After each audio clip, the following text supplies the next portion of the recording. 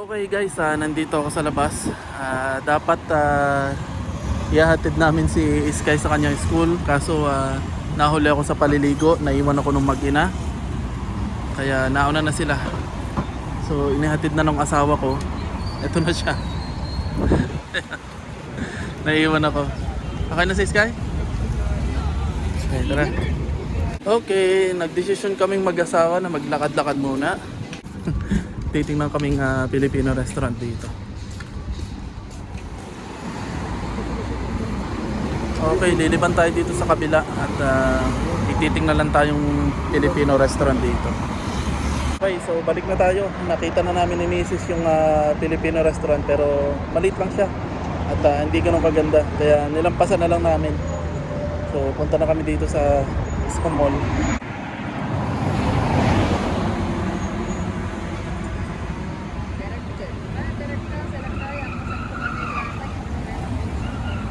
Nandito na kami sa mall. Ngayon, ipapakita ko sa inyo kung paano ako maghanap ng trabaho kapag ang field mo ay sa mall. Kung gusto mo magtrabaho sa mall, ganito yung tekniko na ginagawa. Pumupunta kami sa mga mall, sa lahat ng mall dito, lalo na yung bagong mall, tapos naghahanap kami ng ganito. Yung mga bago, mga may hoarding pa. Tapos lalagyan nila yan ng drawing o sticker, tapos may makikita ka sa mga baba na mga email na pwede mong pagsendan ng CV. Kaya pag nalaman mo yung pangalan ng magbubukas, pwede kang mag-send ng CV, isa-search mo sa Google. Tapos pag nakuha mo na yung pangalan ng company na magbubukas dun sa hoarding, yung sticker, isa-search mo ngayon sa Google. Tapos titingnan mo yung career site niya. So pag nakuha mo na yung career site, ayun, mag-send ka na dun ng CV. Ito pa ang isang halimbawa, yan, ganito. So, yun yung mga, ganito yung mga hinahanap ko. May mga sticker na, tapos magbubukas siya. Soon na magbubukas. Tapos, may makikita kang ganito. May makikita kang mga ganan na pwede mong applyan o pwedeng sendan mo ng CV. Ang pinakamahalaga kasi, makuha mo yung email address nila at doon ka magsesend ng CV o resume sa kanilang email address. Yun ang pinakamahalaga. So, pag may mga gantong bagong magbubukas, titingnan mo yung pangalan ng company, tapos check mo sa Google kung paano magsesend ng resume. At ang isa pa, pwede mo rin tingnan sa LinkedIn. So ang mahalaga makuha mo yung company name halimbawa ito, yan. So ito, halimbawa magbubukas to. Soon magbubukas. So malalaman mo yung company name, Odora.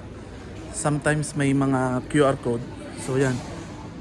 So malalaman mo kung saan pwede mag-send ng email address. So diyan ka magsesend ng CV. So yun ang tekniko pag naghahanap akong trabaho kasi ang field ko sa mga mall. So, yun yung mga paraan. Yun yung mga ginagawa ko. Ayan, at ito pa yung isang technique paghahanap ng trabaho pag yung field mo ay sa mall. Ganito naman yung iba pang technique. Yung iba pang technique, pag sa mall ang target mo magtrabaho, papasok ka sa mga ganitong tindahan. Papasok ka, tapos pupunta ka sa isang kabayan para mas madali. Tapos itatanong mo sa kanila kung may hiring sila. So may dala kang CV noon. Sasabihin mo, kabayan, hiring ba kayo? Magpapasa ako ng CV. Tapos bibigyan mo yung CV mo. Pero yun, medyo 50-50 yung chances. Pero at least may chance at nakapagpasa ka ng CV. Hihinahan ko lang kasi baka bawal ang video dito. Hinahan ko lang boses ko. Dito naman, halos lahat ng mga ganitong tindahan, department store, mga ganan, sa mga mall, halos lahat kabayan. Kaya madaling makakausap, madaling makakapagpasa ng CV. So hahanap ka lang ng kabayan, tapos sabihin mo, papasa ka ng CV, naghahanap ka ng trabaho. Yung iba naman, bibigyan ka ng email address kung saan ka magsesend ng CV. So okay na yun.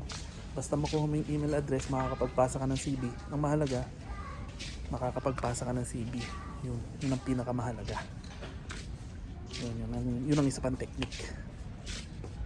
Okay, labas na kami. So yun lang ang diskarte o yung diskarte ko pag nagwo-walk-in. Kapag yung lumalabas ako para maghanap ng trabaho. Ganun lang ang technique. Kapag sa field sa mall, kapag ang gusto mo ay sa mall ka magtatrabaho, yun ang technique. Pero mostly naman dito, online talaga nag-a-apply. So karamihan Sa bahay lang sila, online, sa laptop. Tapos nagsearch sa LinkedIn. Tapos sa Indeed, yeah, mga ganun. Mga app. So yung mga app na pwede mong hanapan ng trabaho. So mostly ang paghahanap ng trabaho dito, online. Online talaga.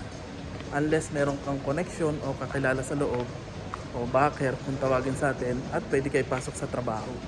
Dito kasi medyo parang Pilipinas din. May mga backer din. Yun yung ibang malalaking company dito. Kailangan referral. Katulad ng Alshaya, Alfutim, yan, napakalalaking company dito. Pero makakapasok ka lang kung may referral. Meron silang binibigyan ng papel.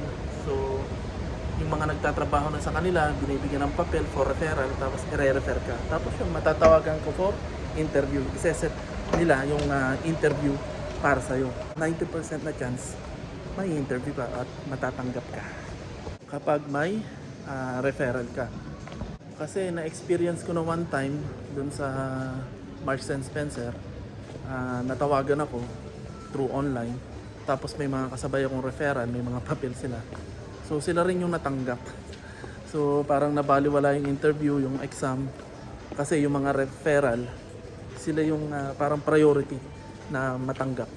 Parang formality lang na may inimbitahan sila para ma-interview na galing sa online, yung mga ganon. Pero sa totoong buhay, yung mga referral, sila lang din yung matatanggap. May referral din dito, backer, mga ganon. Pero 95% dito nag-apply through online talaga, Okay, nandito na kami sa labas. Ito yung pinuntahan nating mall.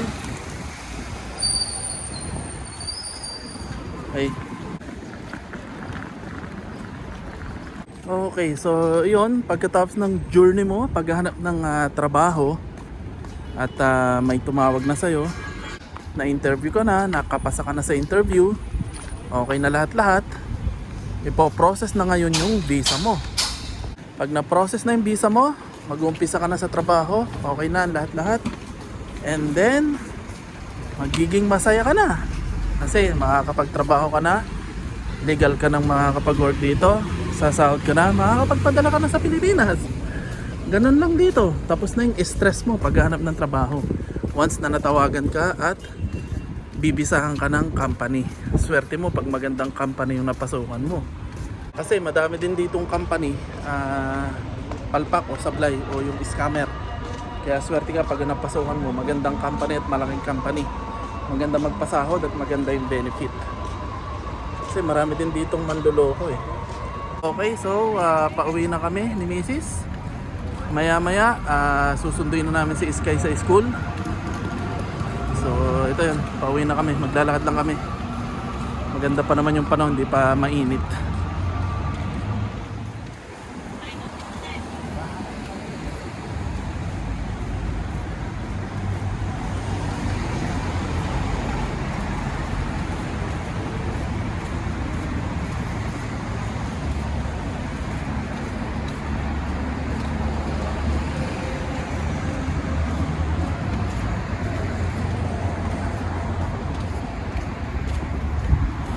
Okay guys, papunta na kami ngayon sa school ni Sky. At susunduin na namin si Sky galing sa school. Dito lang yung school ni Sky. Hintayin ko lang yung mag-ina pababa. So si Arlie na lang yung tataas, hintayin ko sila sa baba. Okay, so nandito ako sa baba ng school ni Sky. Iintayin ko na lang yung mag-ina pababa. Hindi na ako tataas kasi madaming tao. Hindi alam ni Sky na kasama ako. Okay, nandito na si Sky. Dito na si Sky. Nakita niya ako. Nakita niya ako. Nakita. Paano mo ako nakita? Paano mo ako nakita? Nakatago ka. Sige na. Okay. Nakita ko ni Sky. Nagtago ako dun sa kotse. Kaya anong ginawa niyo sa school? Nagbasa? Nagsalat? Ay, may pulis. Huwag ka kagad liliban.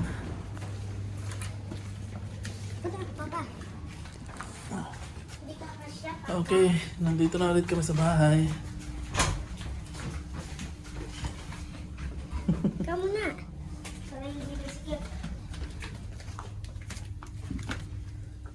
Okay. Okay, so yun guys, nandito na ulit tayo sa bahay. At nasundo na natin si Sky sa school. So yun nga, yung tungkol sa paghahanap ng trabaho. Pagkatapos nung pandemic, nung COVID-19, humirap na nga yung paghahanap ng trabaho dito. Bali, napakahirap na maghanap ng trabaho. Nung bumalik nga ako noong 2023, pahirap pa na. Kahit may experience ako, dami kong kakilala. Yun, nag-iba na yung sitwasyon dito. Sobrang humirap na. At halos lahat ng tao dito, halos lahat ng kababayan, naka-own visa na. So, bumili sila ng sarili nilang visa. At yung ibang company, alam nila ng mga naka-own visa, yung mga tao, sinamantala din nila ang mga tinatanggap nila ngayon, mostly yung mga naka-own visa, yung may sariling visa, para hindi na sila gumastos, para hindi na sila mag-asikaso. Yun, puro own visa yung hinahanap nila, yung mga may sariling visa. Hindi nila alam ang disadvantage ng may sariling visa. Pala absent, laging uma-absent sa mga panahong kailangan mo. Tapos pala sagot, may attitude kasi naka-own visa sila. Anytime pwede silang umalis sa company. Yun ang disadvantage pag naka-own visa. Disadvantage para sa company. Ang kagandahan naman sa may sariling visa, syempre, hawak mo yung sarili mo. Anytime pwede kang umalis sa kumpanya pag ayaw mo. Pero hindi rin maganda yun kasi mawawalan ka ng benefit katulad ng health insurance, gratuity, yung mga ganyan. Pero yung iba may mga health insurance kasi kung naka-visa sila sa asawa nila. Yung mga ganun. At kung gusto mo mag-health insurance, yun, pwede kang mag-apply ng sarili mo. Pero mas maganda pa rin yung legal na paraan o yung tamang proseso. Yung maghahanap ka ng trabaho tapos bibisahan ka ng company.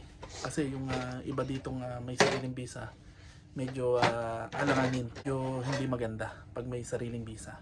Ano? So yun lang, pahirap na yung sitwasyon din dito kasi yun nga, mahirap nang maghanap ng trabaho at saka yung mga company naka-own visa na yung hinahanap nila at hindi na sila nagbibigay ng ganong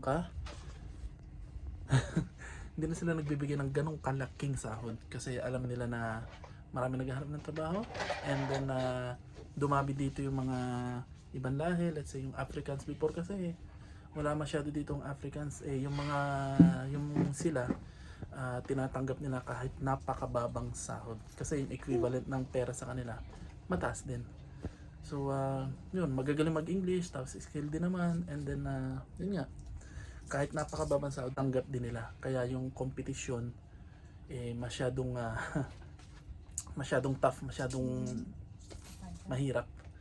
So, paano, see you na lang sa susunod kong video, at pakisubscribe na rin po, at panoorin nyo pa rin yung mga dati kong video para masubaybayan nyo kung ano yung nangyari sa akin dito, kung paano ako nagkatrabaho, kung paano ko nakuha yung aking mag-ina at iba pa. Okay? So maraming salamat. See you next time. Bye. Bye-bye, kakain ako. Kakain ka na naman? Papa? What the? Kain si Sky. Pagkain. Okay.